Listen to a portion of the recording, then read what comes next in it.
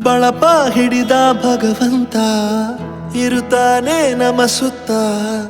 ಅವತಾರ ನಾನಾ ರೂಪವೋ ನಮ್ಮೆಲ್ಲ ಹಣೆ ಬರಹ ತಿದ್ದಿ ಬರೆಯಲು ಕತ್ತಲೆಯಿಂದ ಬಂತ ನಮ್ಮ ಕೈಯ ಹಿಡಿಯುತ್ತ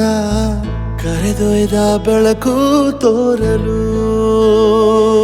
ನಯವಾಗಿ ಗದರೋದು ನಮ್ಮ ಬೆಳೆಸಲು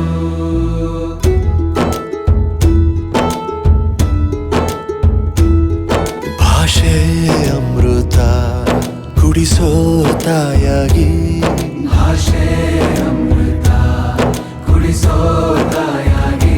ಭವಿಷ್ಯ ಬರೆವಂತ ತಂದೇನೋ ಆಗಿ ಬರೆವಂತ